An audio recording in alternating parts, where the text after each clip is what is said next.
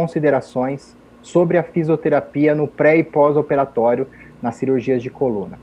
Como o nosso tema aqui hoje, o nosso tempo ele é muito pequeno, eu queria focar em aspectos mais importantes que talvez a gente passe um pouco despercebido na hora que nós vamos tratar um paciente desses.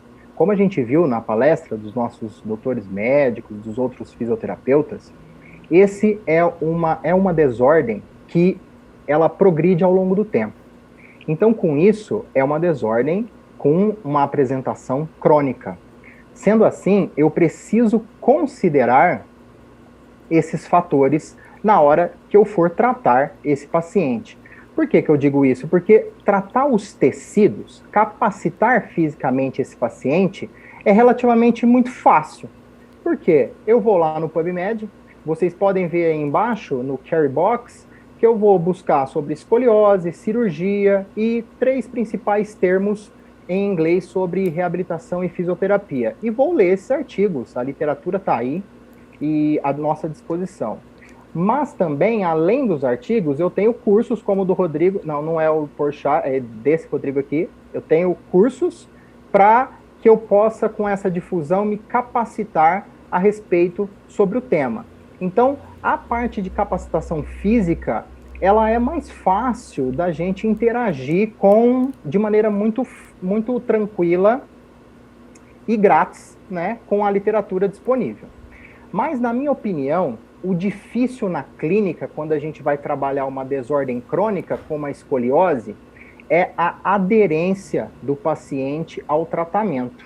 É o engajamento desse paciente. A gente viu nas palestras sobre os pacientes e os responsáveis, como é difícil essa aderência, esse engajamento no tratamento, o meu filho, ou eu vou ter que usar um colete por 20 horas por dia. Então, isso é extremamente complexo, eu pegar esse paciente, ter sinergia com o fisioterapeuta, ter aderência, engajamento, internalizar as mensagens que o fisioterapeuta passa com a proposta de tratamento.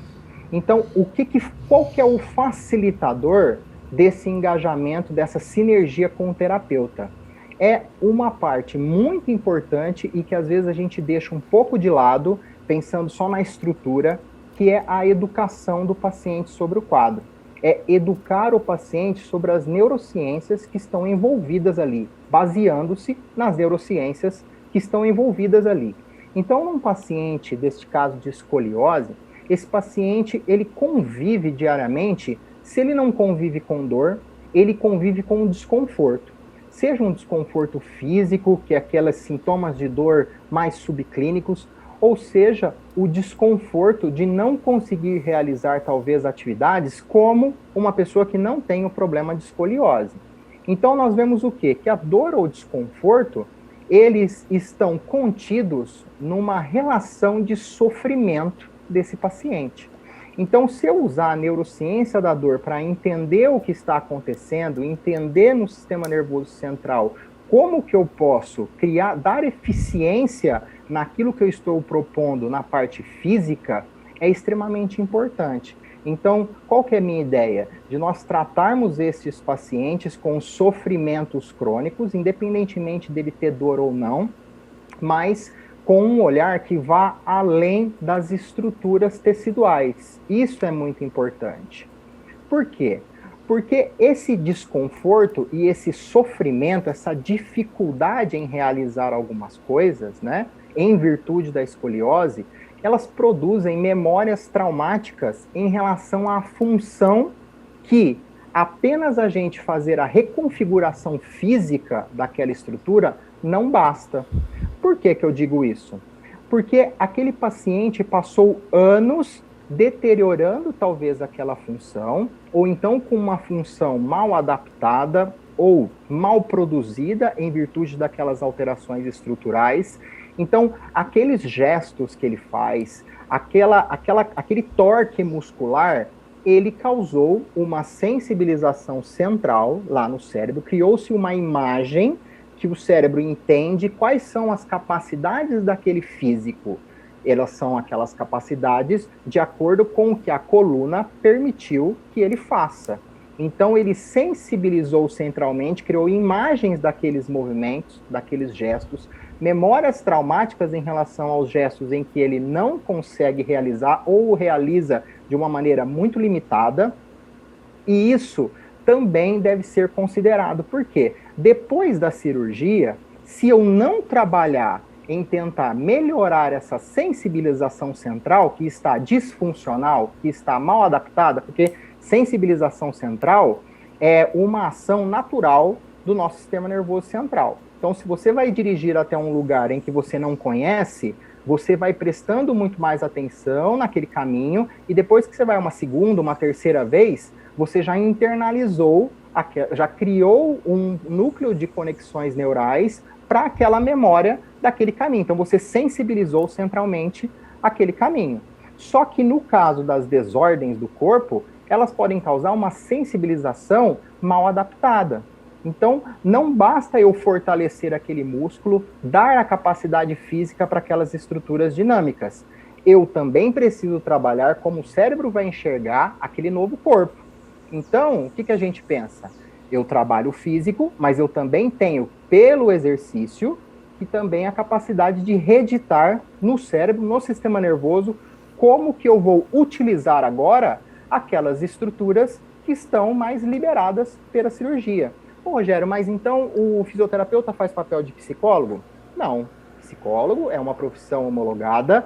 Nós, como fisioterapeutas que trabalhamos juntos com essa neurociência, nós fazemos o quê? Pelo exercício, lá na periferia, eu tento mostrar para o paciente, educar esse paciente com exercícios, e com isso eu tento mudar aquela sensibilização central. O psicólogo ele faz ao contrário, ele vai trabalhar aquelas barreiras cognitivas, mentais, e auxiliar lá na periferia. Então nós, fisioterapeutas e psicólogos, nós nos encontramos no meio do caminho. E eu sempre dou o exemplo de um paciente que teve uma perna amputada num acidente. Então, se ele tem a minha idade, 37 anos, passou 37 anos com aquela perna, sofreu um acidente, amputou aquela perna. Esse paciente, nas primeiras semanas, ele continua sentindo e mexendo uma perna que não existe mais. Por quê? A estrutura foi alterada, só que a sensibilização central daquele membro continua. E eu preciso, pelo exercício, apagar aquela memória para colocar uma memória de até onde aquela perna vai, senão eu não consigo nem protetizar esse paciente. Então, no caso pós-cirúrgicos, eu também preciso melhorar essa sensibilização central, porque senão ele vai usar as estratégias que ele tinha anteriormente da cirurgia.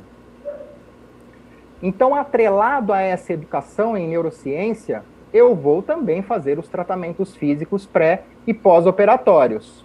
No caso, eu fui buscar nas melhores bases de dados e peguei na Cochrane uma revisão do Romano e colaboradores, e também achei o SOSORT de 2016, publicado na Scoliosis and Spinal Disorders em 2018. E o que estes artigos, essas evidências, elas nos mostram? Para a escoliose, no pré-operatório, nós temos exercícios específicos para escoliose, que a sigla em inglês é SSE, caso vocês forem procurar, e eles abordam o tecido mole da coluna. Uma das principais técnicas que esse tipo de exercício utiliza é a autocorreção ativa, que pode ser na frente do espelho ou também em decúbito. Um outro ponto que esses artigos, que essas evidências nos falam, é que para classificações moderadas ou superiores, pode haver um comprometimento da função respiratória. Então, nós vamos ter que bolar certas estratégias de trabalho respiratório com esses pacientes. Ainda para a escoliose, agora no pós-operatório, além da gente trabalhar esses tecidos adjacentes, fortalecendo essas estruturas, o que a literatura mostra que nós devemos acrescentar, e as expertises dos especialistas também nos falam? Nós devemos acrescer também os treinos das funções que antes estavam dificultadas ou não eram realizáveis pela restrição advinda daquela coluna anormal. Então, pensa comigo como não é só trabalhar a parte física. Ele tinha uma estrutura que estava limitada, que talvez pós-cirúrgico vai ter um maior grau de liberdade. Então, aquela função que estava deteriorada precisa ser trabalhada novamente. E não somente com o físico, mas também mostrando, criando essas conexões centrais para que ele desempenhe aquilo quando ele precisar. Então, o exercício, ele deve ser, além com enfoque do fortalecimento, para ganhos de força, flexibilidade e também de resistência, os exercícios, quando a gente trabalha com neurociência, também deve ter um enfoque no sistema nervoso central, talvez com um pouco de desconforto para poder levantar o limiar doloroso desse paciente, e também exercícios com enfoque comportamental, porque eu tenho estruturas que antes trabalhavam de uma maneira e que hoje vai ter que trabalhar de uma outra forma.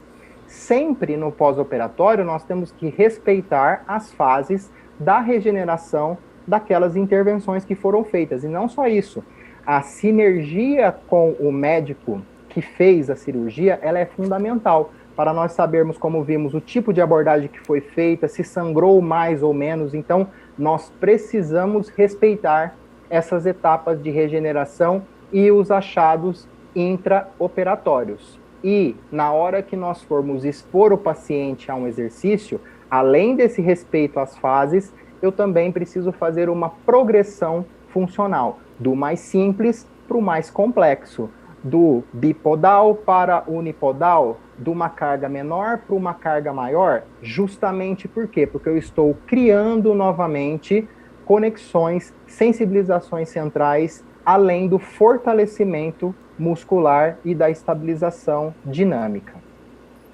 E o que a literatura nos aponta é que não há um consenso entre superioridade desses exercícios específicos para a escoliose em relação à fisioterapia usual.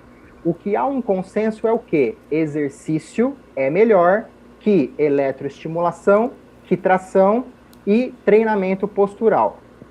Isso, o exercício é melhor. Quando nós vamos para a melhor evidência, que é o exercício, ainda não há um consenso se o exercício específico para a escoliose é superior ao exercício usual. A gente não consegue nem caracterizar pelos artigos o que é essa fisioterapia usual. Tamanha a heterogeneidade nas abordagens. E isso nos mostra, então, o quê?